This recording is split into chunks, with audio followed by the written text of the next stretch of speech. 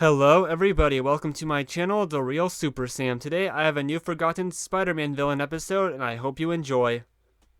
Happy Halloween! For this holiday I'm going to go over a horror-themed forgotten Spider-Man villain, Carrion.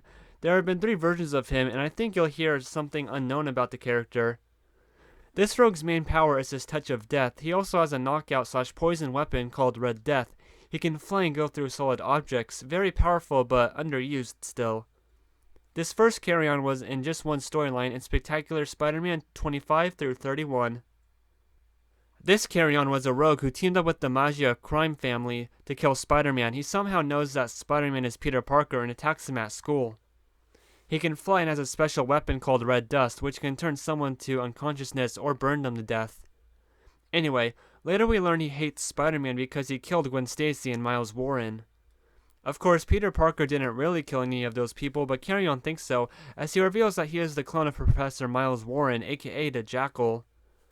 Carrion was a decayed clone of Miles Warren. Warren had created the clone and left it in a capsule to mature to full development. However, Warren had then seemingly died and the clone was left developing in the capsule with artificially accelerated age. Something went wrong and the clone's body became a living corpse.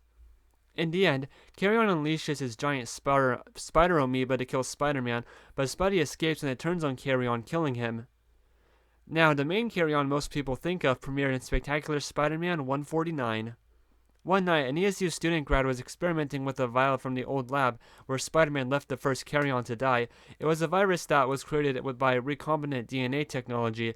It grew rapidly when exposed to air, slipped off the microscope slide, and attacked Malcolm McBride's face. This exposure turned Malcolm into Carrion, not only giving him the knowledge of Spider-Man's identity, but also garbing him in Carrion's rags and shoulder bag containing red dust. Carrion is fighting Spider-Man for revenge for the death of Gwen Stacy, but Spider-Man beats him in a graveyard and sends him to the Raft prison. He returned in Spectacular Spider-Man 162 and 163.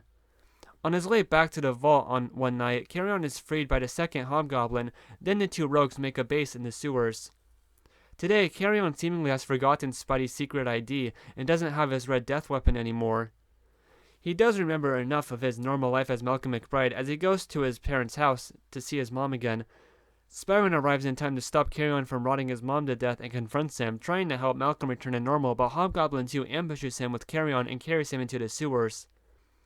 Spider-Man tricks Carrion into breaking his bonds, and later, Hobgoblin 2 is about to kill Carrion's mom and Mary Jane to save his mother. Carrion gets in the way of the pumpkin bomb, which drops on a pipeline which is just beneath them, causing the 2 villains to be gone in the middle of an explosion.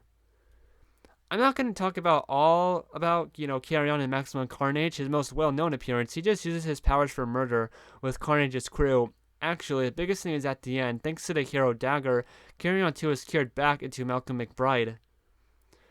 Next, Carrion returned in Amazing Spider-Man issues 390 to 393. This is probably his best story. It all begins with Shriek breaking out of Ravencroft, and she grabs a cured Malcolm McBride who works there and kidnaps him, who she views as his son from Maximum Carnage. Of course, Malcolm wants to remain normal and is freaked out by Shriek, but she ignores him and uses her powers to turn him back into the monster by reintegrating the virus. The Carrion virus wasn't dead, just dormant in Malcolm.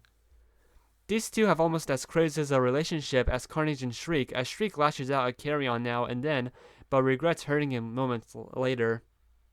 During an emotional decision where Shriek is trying to kill Malcolm's mother, Carrion turns to despair and tries to commit suicide by turning the touch of death he has on himself. In a rare moment of compassion, Shriek cured Malcolm of the Carrion virus for good, so he would live. And that was the end of Carrion number 2. As you probably can assume, though, Carrion was in the Spider-Man Maximum Carnage video game in September 1994.